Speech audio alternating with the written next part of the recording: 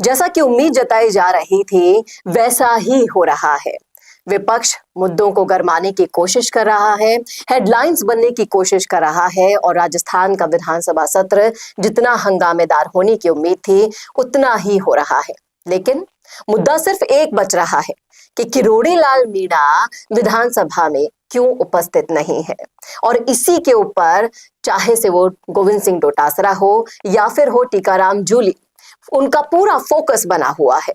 अब किरोड़ी लाल मीणा की गैर मौजूदगी में किस तरीके से बीजेपी अटैक कर रही है, जवाब दे रही है और इनके जितने भी सवाल हैं उन सारे सवालों के जवाब भी आज आपको मिलने वाले हैं इस वीडियो में, इसलिए बने रहेगा आखिर तक हमारे साथ। और चर्चा करने के लिए स्टूडियो में आज हमारे साथ मौजूद है बीजेपी से संगठन में साइलेंट रूप से काम करने वाले, जिस तरीके से भजन लाल जी हैं वैसे ही दिनेश पोद्दार जी भी हैं जो बीजेपी की बैकबोन बनने में अपना पूरा सहयोग दे रहे हैं। सर, आपका बहुत बहुत स्वागत है। धन्यवाद चेतना जी। सर, मैं ये जानना चाहूंगी कि जैसा कि उम्मीद भी जताई जा रही थी कि किरोड़ी लाल मीणा जी अगर विधानसभा में नहीं होंगे तो गोविंद सिंह डोटासरा इस मुद्दे को उठाएंगे ही। हाल ही में उन्होंने बोला है कि मेरे साधु की मुझे बहुत चिंता हो रही है, वो क्यों नहीं आ रहे हैं और कारण तो देखिए बता दिया गया है कि क्यों अनुपस्थित हैं, वो बीमार हैं, इस वजह से सदन में नहीं आ पाएंगे। लेकिन उन्हें पता है कि किरोड़ी लाल मीणा जी अगर नहीं आएंगे तो सरकार को बचाने के लिए कोई भी नहीं होगा। आप क्या कहते हैं कि किरोड़ी लाल मीणा को जो साधु बनाकर प्यार लुटा रहे हैं डोटासरा जी, उसके पीछे की उनकी रणनीति क्या है और उनको जवाब भी आप क्या देना चाहेंगे? देखिए चेतना जी, जब विपक्ष के पास कोई मुद्दा नहीं होता है तो वो इस तरह की बात करते हैं। किरोड़ी लाल जी नहीं आ रहे, भाई सदन में कोई कमी है क्या आने के लिए? इतने 115 122 विधायक हमारे पास बैठे आ रहे हैं ना, विधायकों की कोई कमी है क्या? बोलना चाहिए ना सदन में। मान लो किसी भी वजह से किरोड़ी लाल जी अस्वस्थ है, मान लो नहीं आ पा रहे हैं, तो ये तो जाहिर सी बात है कि अस्वस्थ होगा तो कैसे आएगा आदमी। और बात रही सदन में बोलने की, बात करने की, तो जवाब दे रहे हैं ना हर चीज का। भाई वो क्या चाहते हैं? सदन में कोई चीज पटल पे रखेंगे तो उसका जवाब देंगे ना हम। अगर हमारे पास बहुत सारे ऐसे विधायक बैठे हैं, ऐसे नेता हैं, सभी नेता हैं, वो अपनी अपनी बात कह सकते हैं, सबको अधिकार है। इसी के साथ साथ मैं जानना चाहूंगी कि जो डोटासरा की कार्यशैली है, उपचुनावों में जितना सब कुछ हमने देखा करा, उस पर आप कुछ कहना चाहेंगे? क्योंकि देखिए, अगर एक उंगली आप सामने पर उठाते हैं तो 3 हमारी तरफ भी उठती है। इस पर आपका क्या कहना है? देखिए, उपचुनावों की तो बात आप छोड़ दीजिए, उपचुनाव में क्या स्थिति रही है। आज कांग्रेस जैसी पार्टी जो अपने आप को इतनी पुरानी 140 वर्ष पुरानी पार्टी बताती है, आज क्या स्थिति रही? उपचुनाव में क्या किया उन्होंने? क्या धरातल पे कोई काम किया क्या उन्होंने? देखो, काम बोलता है आदमी, पार्टी जो काम करती है वही होता है। तो उपचुनाव में आज 7 विधानसभाओं के उपचुनाव हुए और जो इनकी गढ़ थे, इनके बोलते हैं बीजेपी की गढ़ है, वो अपने दम पे भी नहीं जीतना, वो भी गठबंधन कर रहे हैं। तो किस तरह से उपचुनाव में ये काम कर रहे थे और क्या रहा स्थिति? कितनी सीट जीती सबको पता है जी। 7 में से सिर्फ 1 सीट बचा पाए वो, जिसमें उनकी पहले कितनी सीटें थी जी। बीजेपी की कुछ भी नहीं थी, उन्होंने अपनी 5 सीटें जीती जी। तो ऐसी उपचुनाव में बात करना बिल्कुल गलत है और धरातल पे काम करना चाहिए। धरातल पे काम करती है पार्टी हमारी जी।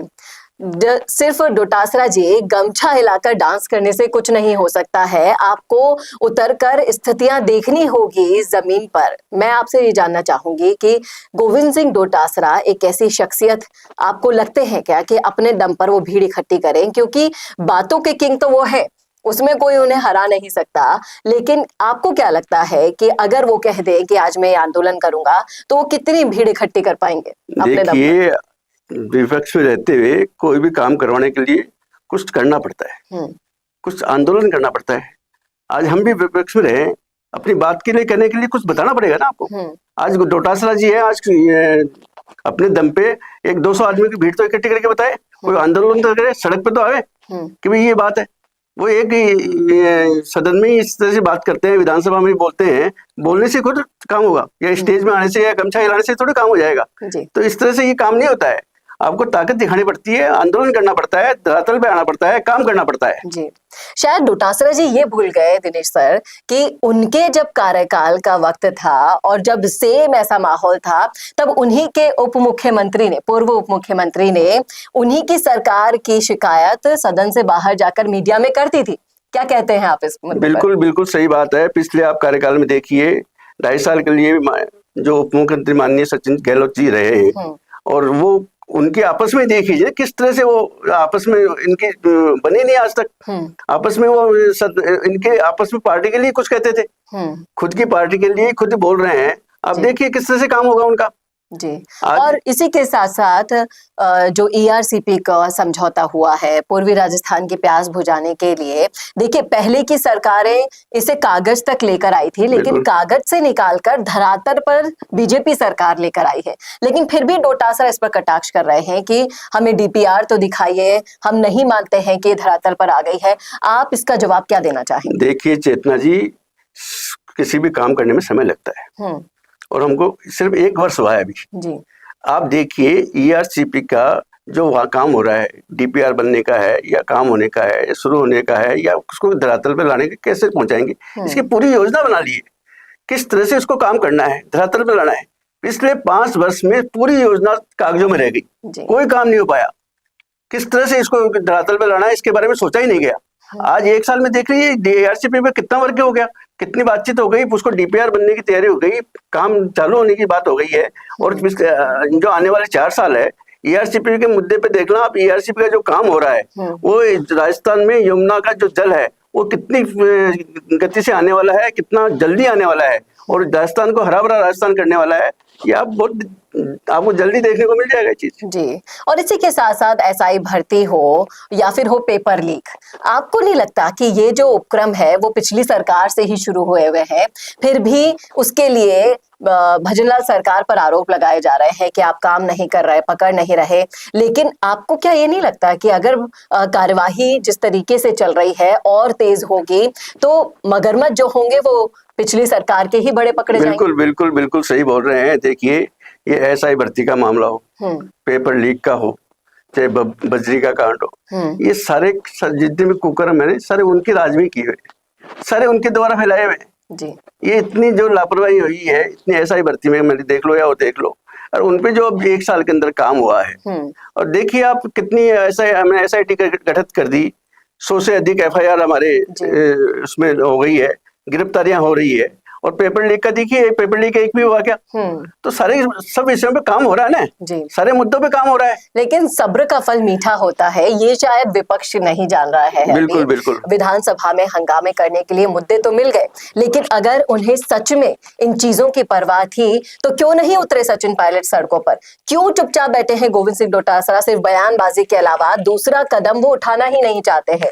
अगर सच में वाकई में राजस्थान की जनता की चिंता होती तो क्या इन उम्मीदों पर खरे नहीं उतरते? आज आपको विपक्ष बनने का मौका मिला है, मजबूती दिखाने की आपको पूरे चांसेस मिले हैं, लेकिन आपने सिर्फ इन मुद्दों को सहेज के रखा कि हम विधानसभा में जाएंगे, वहां हंगामे करेंगे, लांछन लगाएंगे और न्यूज की हेडलाइंस बन जाएंगे। बिल्कुल, बिल्कुल, इसके अलावा दूसरा कोई कदम उठाना नहीं चाह रहा है।